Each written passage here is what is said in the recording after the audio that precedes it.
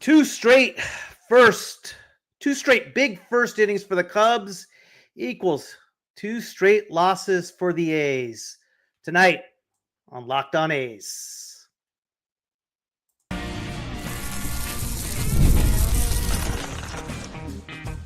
You are Locked On A's, your daily podcast on the Athletics, part of the Locked On Podcast Network. Your team every day. Welcome to Locked On A's, part of the Locked On Podcast Network, your team every day. I am your host, Boonie. Thank you for making Locked On A's your first listen of the day. I'm from the Bay Area, been a diehard A's fan since '81. This isn't just another A's podcast. This is the most informative and insightful show on the A's, period. We cover the A's every single day, breaking down games, delivering the latest team news, and giving you deep, thoughtful analysis you will not find anywhere else. If it's happening in Sacramento or Vegas, we've got you covered. We are free and available wherever you get your podcast, including YouTube. And please hit that subscribe button wherever you are following the show. KP, two straight L's, man. How you feeling, bud? Woof. I mean, it's a long season, so it ultimately doesn't mean much yet. But definitely anticlimactic start, especially at home. Yeah, two in a row at home, no question about it. And second straight game, the Cubs jumped right all over the A's, man. I mean, they scored 4 in the first yesterday, and they come back with 3 today. Yesterday it was Estes walking the leadoff guy, and tonight it was throwing error by Muncy on a pretty good fielding play he made, but his throw was wide. I think they scored it correctly as far as an error. And then Tucker walked, and then 3-run bomb, just like that. Yeah, it's, to me, last night was kind of a mirror. Tonight was a mirror of last night. It's in some ways less scoring on their end, but yeah, but I mean, ultimately the starting pitching kind of. The first 5 innings was almost a mirror, right? I mean, we would respond. We came back, and then obviously last night the game broke open in the 6th. Yeah, certainly. I think that's both pitchers kind of struggle with the same thing, right? While Sevy has explosive stuff and filth, he is prone to over pitching, not landing in the zone, caught a lot of the plate. And we know that Estes breaks into the league. That's something that he's battling as well. So same result ultimately. Yeah, no, absolutely. We came back in that bottom of the first. Butler had a nice at bat. I was felt good about that. Went the opposite way with a solid base hit, and Rooker came up, hit a 2-run bomb. And what I really liked about that inning, Langeliers base hit, Blade grounded out, Langeliers base hit, Andahar base hit, line drive, and then it went south a little. Soderstrom a pop up, and Urshela, who's been struggling, is 1 of 13 right now. No, he's 2 of. Did he get a hit yesterday? Something that's not great, but he's also. It feels like when you watch the games, getting a little bit unlucky. Urshela? Yeah, I've seen 2 pokes, including that one in center field late in the game with a man on today. It just hung up there a little bit too long. He had a couple of those in Seattle too, yeah, but he's still 2 of 17. I know it's rough, but it doesn't look the same as, like, let's say Devers in Boston or Casas in Boston, where they're striking out every at bat. He's having good at bats. He's making good contact, and it's just not finding green. And so, like, I'm actually okay with his 2 for 17. And you could tell the strategy tonight was to get to the fastball early. A lot of early. They were attacking. Yeah, they were hacking, and so, like, we're gonna be excited when that works. It didn't work tonight because, like, later in the early, good contact just for the hits you named, but later in the game, it felt like we weren't really standing in there trying to see the pitches. But you could tell that was all game plan. Yeah, no, absolutely. Severino came back nicely in the second, 1, 2, 3, and then the A's. Max Muncy has had his moments. He had the big double yesterday. He had a meaningless home run in Seattle. And then he struggled again tonight. I want to see Urias get a little bit more time. Now, either second or or third, somewhere in there. And you know who else is hitting into a lot of bad luck is Jacob Wilson. He had a great shot in the bottom of 2, and they had him played perfectly. And then, right in the top of 3, we get the leadoff guy out. It's 1, 2, 3. Tucker hits an absolute bomb. Suzuki singles. Bush grounds out. And then Swanson doubles. And, all of a sudden, the 2 runs we put up are erased. And it was 5-2. And it seems like how the whole game went, right? We come back with the Langeliers 2-run bomb. And they match it with 2 runs in the top of the 4th. Armstrong single, Matt Shaw walks, Amaya singles on a little blooper, sack fly, and oh man, and it's hard to it was 6-4. McFarland the next inning and 7-4. It's hard to chase all night, right? It's hard to chase all night, and Sevy was missing around the plate. He really wasn't off by a lot, but it was enough. And then you're sitting in hitters counts, and he catches too much of the plate, and there's a drive. I thought that Seiya home run after last night in the first inning set the tone. It set the tone after like that 18-3 beating, and so I was really nervous after that. And then he just kept giving up runs. It felt like he didn't settle until like the 4th and 5th. Yeah, but by that point, it's already 6 runs, 7 runs. He retired 8 in a row to end the game. So he did his thing. It's how Luis Severino has looked the last couple of years. He's had these type of attitude, but he always battles. You know what you're going to get from him, right? And that's what I did like. He's a workhorse too, right? Like workhorse.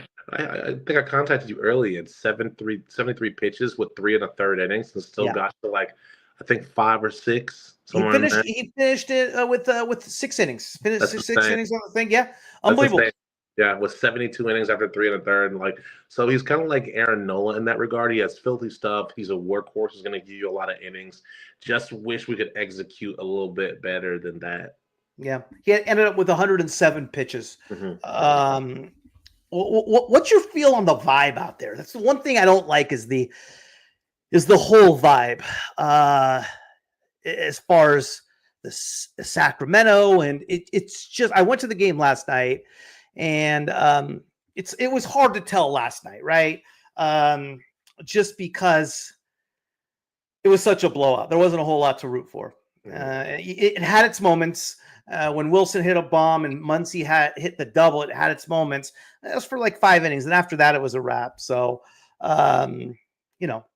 what's your take on the vibe out there? I think the boys are really excited. I think they're almost too amped. This is also, I feel like, one of the younger opening day teams we've had in a while. Yeah. And so, while they're playing in a AAA stadium, it might actually be more suitable for a Muncy. I think something that's a little bit more familiar, if you know what I mean. I think in general, there's a lot of new things to get used to. Like, there's a lot of changes. And so I think they'll get acclimated. I think they're excited. I think, the A's lately with expectations have been very challenged. There's expectations now. People expect them to come out and build on what they did last year. So I think it'll take the first couple series. And ultimately, this is game 2 at home in a new home after quite some time. And I just think that there's a lot of distractions right now. I think they'll settle in after a series or 2. I think they're just a little amped up, playing a little bit too tight. Yeah. You might be right there. Master Ball 1, 2, 3 pitchers are going to hate pitching. And I agree with you, Master Ball. I've been saying it for a while. When the analytics first came out for the ballpark, they said it was going to play even. And I've said it over the last week or so, 2 weeks. I think it's going to play 65% towards in favor of the hitters. And I think when the summer hits, it's going to be Colorado Part 2. That was my feeling. That's my take. I don't care what the analytics say on that. For example, Wilson's home run last night on Baseball Savant. Last night was the only ballpark in all of baseball it goes out.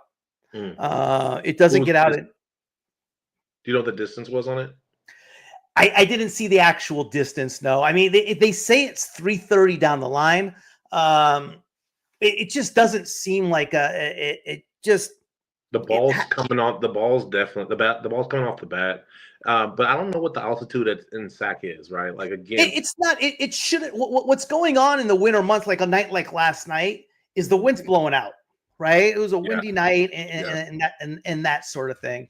Yeah. And I also feel like when you play in a little bit of a minor league ballpark like that, like for example, like a basketball analogy, for example, if you shoot the ball like in a high school gymnasium versus an NBA or a college arena where there's no backdrop and it has that big feel, I think it's somewhat similar, but I don't know. I had a feeling the ball was going to fly. I understand what the numbers say against that, but so far that's been the case. I don't know if it's bad pitching or good hitting. I tell you this much: that Cubs lineup sneaky up and down. They're sneaky. They got way better in the offseason. So they're actually a really good team. They're a playoff contender, and we'll see how that goes. But I think what it is honestly not that great of pitching, because like even when the A's are hitting, they're driving the ball pretty good. We hit some balls to the ground, so some very casual outs. So you should expect that. But when we drive the ball, they find gaps. We hit doubles, so were they. So I think it'll still play even. This is winter time, which is interesting. So no more marine layer, right? That's weird. That's weird to see balls to the outfield. If you get a line drive, it won't hang up there. So that's different. Yeah, no, absolutely. Geloff got his cast off today. I originally thought he's going to come back in June, and then for some reason I heard some other news that it was going to be a lot later, and I said after the All-Star break, but it looks like it's going to be around June that he's going to come back. He's going to try to come back faster. I think it's a big deal as far as defensively. I think offensively he's a lot better than Muncy. Don't get me wrong, I like Muncy. I think he's great. He's a great young prospect, but that's right now what he is. He's shown a lot more than I thought that he can do. But yeah, the game's a lot faster for Muncy. You could tell on that initial ground ball in the first inning, where he goes to his right, and he was going to play it differently, right? In the minors, he could probably go to his right, turn, and make that throw and have time. He tried to do that tonight. He didn't have the time. And so, like, it ended up being an E4. So I think he's waiting for the game to slow down a little bit. Yeah. We're going to want to see at-bats from him, though, because a lot of talent. He looks pretty composed. He wasn't, like, beating himself up. He's putting together better and better at-bats. But, like, we want some stability at the top of the year, so getting Geloff back will be huge. It's also nice to be back in June. Remember when the Hammett bone was kind of like it was a weird thing. Jose Guillen had it when he was with us in, like, 06, and, like, people weren't sure how long you were going to be out, and then, like, how that would impact the rest of your year. It was kind of like ACL-ish for a basketball comparison. Sure, yeah. That's a good call. Senior softball games. Don't worry, fellas. If my 12-year-old son and I can find some cheap tickets, we'll get the first home win for the A's. Yeah, tomorrow, Jeffrey Springs against James Talon. Is it a must win, or is it – we're obviously a little too early for must wins, but it sure be nice to have. So here's the outlook for the A's. We finish off the series against the Cubs tomorrow. We have a day off on Thursday, go to Colorado for 3. And then we have a 6-game homestand, 3 against the Padres, 3 against the Mets. So I feel by April 14th,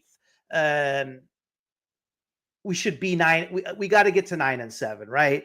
I had us winning. How I had us going so far was winning 2 of 3 against the Cubs. That's not going to happen, obviously. I had us winning at least 2 of 3 in Colorado. And then against the Padres and Mets, 6 games, I had us splitting. If we can get there, that's what I would consider a good deal. So we're a little. I had the same thing, essentially. I think 1 game under that is going to be fine. right? You go, I think we'll get tomorrow. I think Jeffrey Springs is a very stabilizing pitcher, and even though he looked a little funny in spring, his first Yeah. start was very, very pronounced, right? It was very Yeah. distinguished, very much a Jeffrey Springs signature. So like, Totally. I feel like he's locked in. I think we'll be fine tomorrow. It's a day game, so getaway day. We'll have the day off, recollect, and I also think that the A's, historically in the past teams would get their act together on the road, and I think the road will have more normalcy, right? Yeah. And that usually when you start the year on the road, you usually have a couple of series, and then we came home to this strange Sacramento fiasco. I think going on the road to Colorado will be like, okay, this is just baseball. We're back. And I think you'll start to see that. I think we'll take 2 in Colorado. I do think we'll split with San Diego and New York. Yeah. I'm with you. Some Ferrari guy, thanks for coming in. I think we are about to run off 4 wins before it gets real tough. So you're thinking get tomorrow in a sweep in Colorado? That's very doable as well. Yeah, absolutely. Yeah. A's will play better when yeah. They always do, right? When June comes around, they really get rolling. June, we had a rough June last year, but July and August we tore it up. Exactly. Need to win tomorrow and win the series in Colorado. 100%, Levi. It's doable. No question, some Ferrari guy. Good news is, Houston lost to the Giants today. They dropped the first 2 games at home. And Seattle lost against Detroit. They've dropped the first 2 games at home. Texas won in Cincinnati. And Anaheim has had a nice little start. They're 4-1 right now. But they took 2 of 3 against Colorado at home, and they've won the first 2 against St. Louis. So, nice. So we saw some better pitching from Seattle, whatever you want to call them. They have elite pitching, better than anything you're going to see from St. Louis or Colorado. So, we'll hit that soft part of the schedule at some point and make up that ground. But you know what did look good? Our bullpen looked good. Justin Sterner went another inning and a third. He still, through spring training and now, hasn't allowed an earned run. So he has been impressive for sure. McFarland, we need another lefty. It's a lot to ask to have him get all of the lefties out. Yeah, he's not that guy. Last year it was Scott Alexander was our number 1 guy. I wish we re-signed him.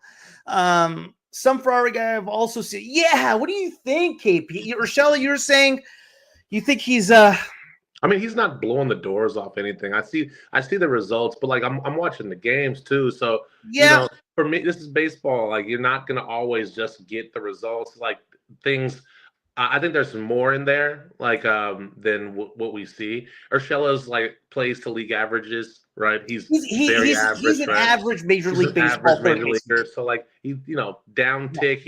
But he is hitting, and he's just not finding windows. But when it comes together, it's nice. Urias is nice. I'm excited for him to get more runs. He absolutely will. He's been hot right now. But, we may end up saying something about him. I think it's just something that we have to be aware of is that he is a utility player. And while I've liked him since his days in Seattle, if he starts to play every day, his flaws may show a little bit more. So we just have to be ready for that as well. Yeah, so far in the series, what do we got here? We have Soderstrom is against the Cubs. Soderstrom go 2 of 3 yesterday. I don't believe he did. No. I'm thinking of something else. That was So I'm sorry. Tonight, 0 for 4 for Urshela, 0 for 3 for Muncy with 3 strikeouts. 1 for 3 for Jacob Wilson. Langeliers 2 of 4. What else do we have? Andahar 1 for 4. 2 Ks. Blade 1 for 3 with a walk. Seth Brown. That was another thing that was kind of killer tonight. Those 2 double plays, man. Yeah. That one, Blade led off with a little C-Night single to left field. And then Langeliers hit a hard ball up the middle, 4-6-3. And then in the 9th, leadoff walk by Soderstrom. Urshela lines out to center, and then Seth Brown, 6-3 double play, shortstop. Killed the rally every time in those situations. We're hitting it on the ground, soft contact up the middle. Remember, like that used to be a hit, but you got to drive that ball. You got to drive that ball through the middle. And before teams would cheat and they would put somebody behind second base. Now we're just not getting strong enough contact to poke through. So I don't know. Maybe we'll drive the ball, and that becomes a different kind of situation, first or third type. Yeah. Levi, feel good with Springs tomorrow. Yeah, me too. We'll see. I think what changes do you think? I don't think Shea's going to be. Well, they might start Shea tomorrow just because we have a day off on Thursday, right? Yeah, makes no sense not to start him, and we can sure use that bat. Mm-hmm. I think Urias is going to get a shot tomorrow. That's for sure. Mm-hmm. Mm-hmm. Schumann. You think Schumann's going to get a shot for who? For Muncy? Who are they pitching? They're pitching right-hander James Talon. James Talon, and then I guess Urias and Muncy are both righties, huh? Mm-hmm. Yeah, so I don't think anything special is going to happen there. Yeah. Rooker better get some reps in left fields coming real soon. Soder, mostly is maybe one start.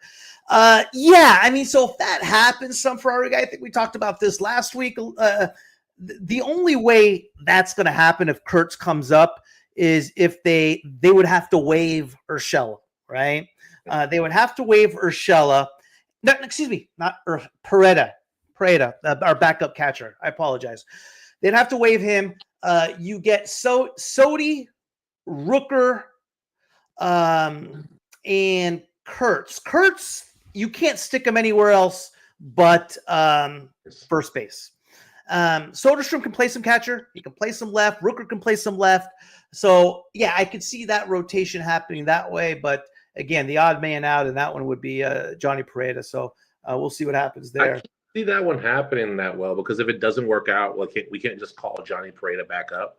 So it becomes very experimental if we're like, look, we need to give him some more seasoning. I know, but I mean, Johnny Pereda is like, there's backup catchers out there right now to pick up anywhere. Johnny Pereda is not a world beater. He is an average to below average Major League Baseball catcher.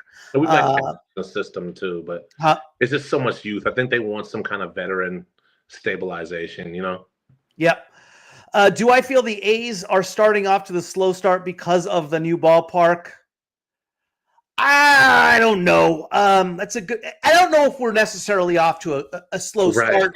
It's really for that. So I was happy with the split in Seattle. Okay, yeah. I felt like our goal was made.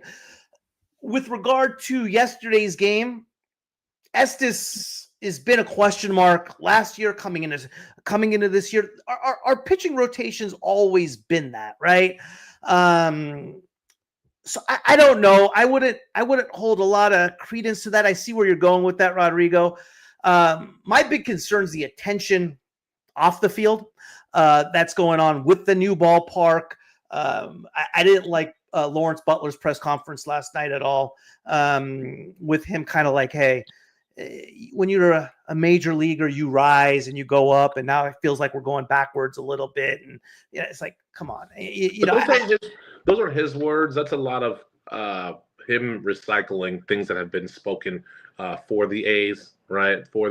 I've seen that. I've seen that as a story, a narrative, many times. So that's not even his idea, but like you don't want to see that. You don't want to see that. But ultimately, like, not his words even. So the reason I mention it as well, KP, is last year, if you remember, during the first half, before he got sent down, he had things weren't going well.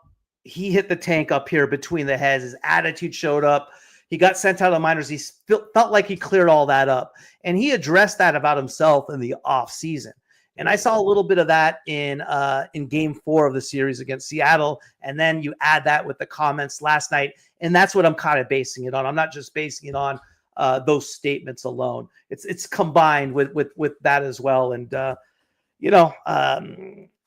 think Kotze will take care of that and so forth. Kurt smashed 3 of 6 with a bomb, huh? Jesus. Wow. He's a tank. He's a tank. Hey, some Ferrari guy, do you know how Jacob Lopez pitched? I saw the start of the game, and I like Jacob Lopez a lot. Yeah, good spring too. Sucks to lose tonight, but it's way better than yesterday. Yeah, absolutely. Absolutely. It was better than yesterday. Low bar. Historic 18 runs yesterday in the opening day. I think it was the most since 1925 and definitely the most in our existence. I'd never seen that from the A's. Yeah, no kidding. I've also seen enough of Urshela. He's 2 of 17. 4 2/3, 8 Ks. Okay, how many runs? Who for is Lopez? Lopez? Jacob Lopez, yeah. 1 hit, 1 walk. Wow, I like Jacob Lopez. We gotta be fair to Urshela. Like the sign wasn't all that exciting. Like to know Urshela was to know that it wasn't. He's not a world. I know he's the most average player. It was the most anticlimactic signing. No offense, yeah. to Urshela. We're paying for what we got, right? Yeah, he's $1.5 million. 100%. He's an above average defensive player. He's a below average hitter. Right. He is who he is. That's what it is. Right. He's reliable. He's going to be there. He's, you know what you're getting from. He's a very average 7 hitter in the lineup. He's going to make all the plays at third base. Yeah, I agree. 100%. Yeah, I'm with you. And if we get some more production from, it's not just him. It's like that whole second half, bottom third of the lineup. Like as you read it, it was like 2 for maybe 11 or 12 tonight. We got to get more production out of that side. Like that was the only difference in Seattle. It made us slightly more competitive. You turn that lineup over, you get more at bats to Blade, Butler, and Rooker. You know. Yeah. No, I'm with you. I'm absolutely with you, man. Let's see, what else did we have? Yeah. No, I'm with you on Urshela.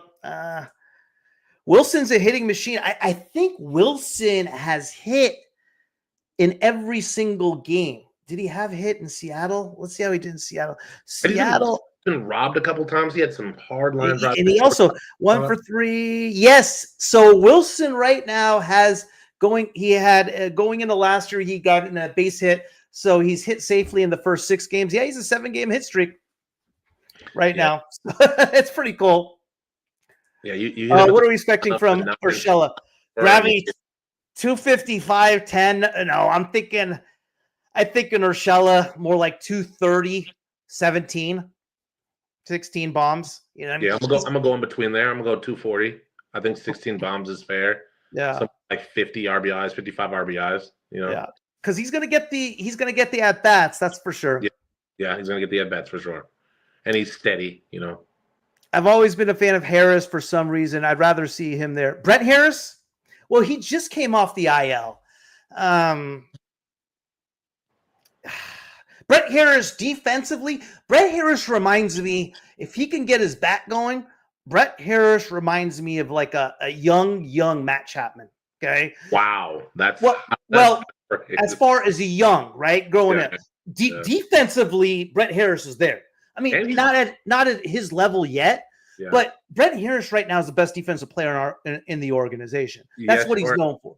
I also will say that, like, remember last year when he came up and all his games were home runs? He was like 5 for 9 with 4 or 5 home runs to start his career. Yeah. But my point being is that I think it's approach. The kid can clearly hit, and if he could just figure out how to have an approach to major league hitting, I think we'll see some consistency, because it was so boom or bust. It was like home run or strikeout. Do you know what I mean? Yeah. So the power's there, and he can barrel you up, but like he's got some work to do in AAA. You know. Yeah. Gravity points when Geloff comes back. No. When Geloff comes back, Muncy's being sent down. Yeah. I don't know who else we would send down other than Muncy. Muncy's going to be your odd man out. It's not Urias. It's not Urshela, because they're contract guys. It's going to be. This was a cheap, easy way to get him some big league experience, because he's earned it, but nothing more. Like, you can get evaluation on him at the major league level, give him some coaching so he can work down on AAA. You know. Yeah. It's definitely going to be. It's definitely going to be Muncy, and I like Muncy, but I'm with you there. So he looks poised too. Like he's just got to figure it out. It's a learning curve. I like him, man. Yeah, I'm loving KP. He's great. See that KP getting some love, man. Well, that's when he's not yelling at me, Gravity. That's when he's not yelling at me. He's not yelling at me. Let me yell. Levi, thoughts on Severino's start tonight? I mean, I think we covered it earlier, but Severino is who he is, right? He's gonna compete. He's gonna grind. He's not your he's not gonna come out. And he's not your Tarek Subak or he's not an elite pitcher in the major leagues, but he is very, very good. He's a veteran. He competes. He's going to have the outings he had against Seattle, and he's going to have the outings he had tonight. But every time out, he's going to eat up innings, and he's going to give you everything he has. So in that sense, I like him. What do you think, KP? I'm hoping Emerson can coach him up a little bit. I mean, he's an 11-year vet, so I don't know what you can tell him at this point. But I just think that there's a little bit more in there, and the A's get the most out of pitchers like this. He is explosive and he's exciting, but it's again kind of high ceiling, low floor, where if he's missing in the zone and putting hitters in hitting counts, then they can sit back on his 2-seam, his 4-seam. They can sit back on some of these pitches and drive them. And so that's kind of what I felt like tonight. He was working from behind a lot, and he's high energies, and that's great, but also everything looks like he was laboring, right? Every at bat was like 6, 7, 8 pitches. So this is a stark contrast from his first start, but even in this first start, he had the same. That's what I was going to say. First start, it was the same thing. Yeah. The difference is you have the Cubs lineup versus Seattle's lineup, and you're playing at Sutter Health, which is going to be hitter friendly, versus Seattle, which is the hardest park in baseball to hit. Yeah. So I think we'll see more from him as the season goes on, somewhere in the middle. Yeah, and I can see his strikeouts go up if he can be a little bit more around the zone. Probably maybe more like a 4 something ERA, 4 flat even. I'll take that. I mean, he's at 3.75, 3.75 right now. Especially if you're getting 7 innings out of him, because he's going to get innings if he can stay in the game, right? Yep. Like he did 6 tonight, and he had 72 after 3 1/3. So it shows you he's got some dog in him, and he'll battle. Excited the minor league baseball start season. I will be watching Tommy. I think Midland started tonight, and Tanks was in the lineup. He was batting second when I saw. I think they won 2, but I didn't check the stats on Tommy Tanks, the kid from LSU. Following him, he's not as advanced as he's a little bit more free swinging than Kurt. Oh yeah, he's not advanced, so he definitely has some work to do. He's going to take probably the more of the average length to get to the majors. You know what I mean? He's going to take his time. So he was in single A for a lot longer than you would have thought. You know what I mean? Dude, they're killing your boy Urshela right now.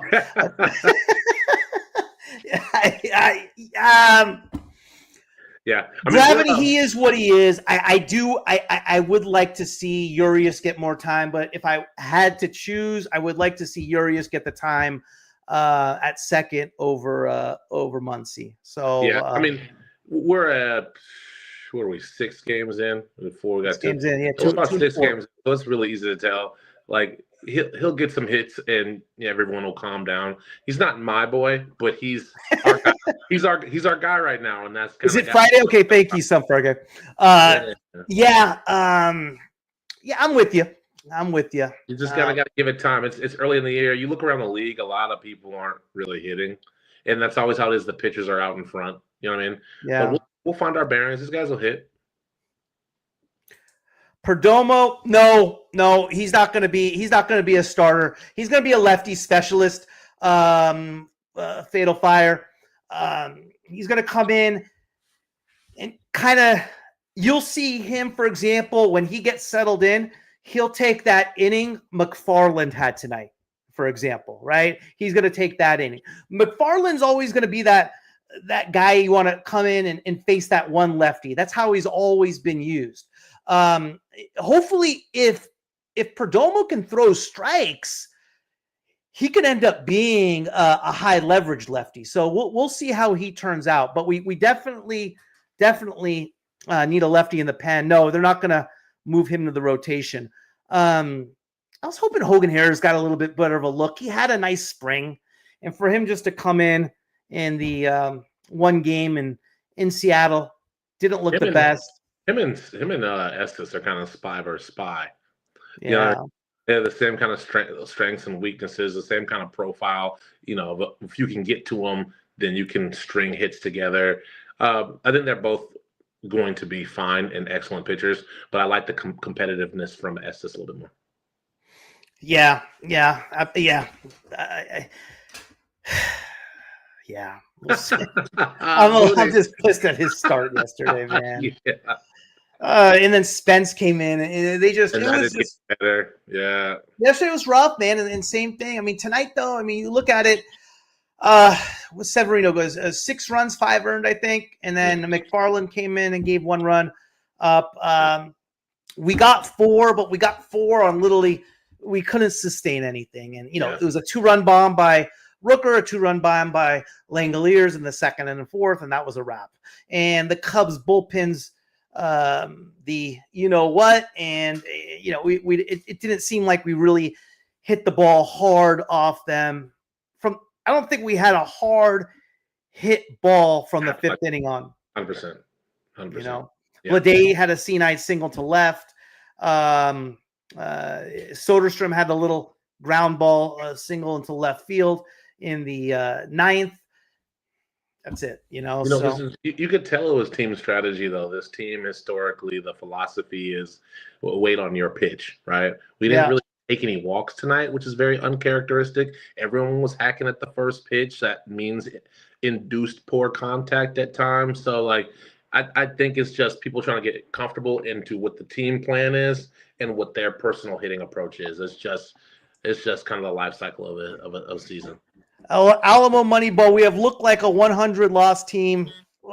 I mean, yeah. I mean, when we're giving up this many runs, 100%, we haven't looked good the last 2 nights. There's no question. We haven't played good defense. Our pitching has thrown up softballs to everybody. Yeah, you're right. You can't argue with that. We haven't really hit. We have looked really, really bad the last 2 nights. There's no question about it. No question. Yeah. But, yeah.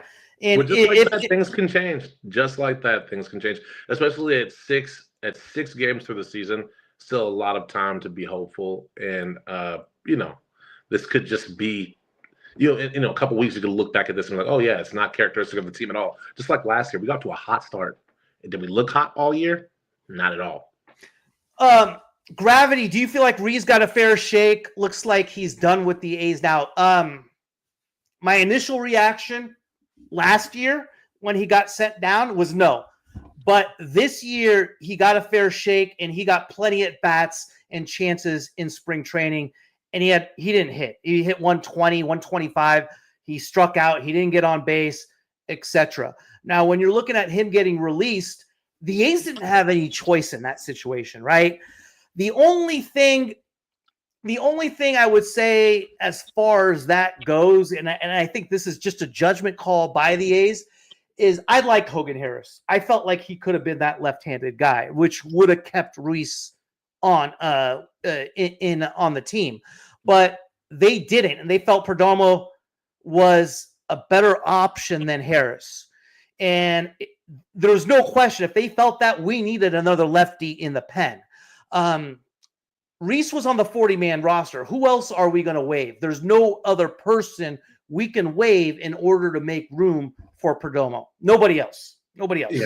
And if we're being honest too, we have to be honest about Ruiz's performance too. He doesn't have a second defensive home, and his defense isn't strong, and his production spots are manned by Butler, Blade, and Rooker, our strongest outfielders. And then you keep Seth Brown because he's a veteran and he can play first base. He has some versatility. So he doesn't offer defense, no versatility. He's having a hard time as a table setter, making enough hittable contact. I think the writing was kind of on the wall last year when they sent him down. They wanted him to work on driving the ball like you see Wilson doing. And he's kind of regressed because it doesn't feel like that's his natural game. And so I didn't see any fit for him. So this doesn't surprise me so much. But it's unfortunate because he has a niche skill set, you know. He does, man. You know, and you know what's another thing interesting? We haven't stolen a base in the first 6 games. So. Need more base runners. Base runners. Yeah, that's for sure. I will say I'll miss. Like I think there was really when he was hitting, he had a knack for hitting with runners in scoring position. And I'll never forget that because at that time we just didn't have enough of that. And it felt like, yeah, he might be hitting kind of a low average, but when there's runners on base, he's a monster.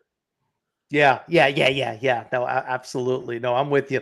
There. Hope. Yeah, I think he will. I think he eventually will.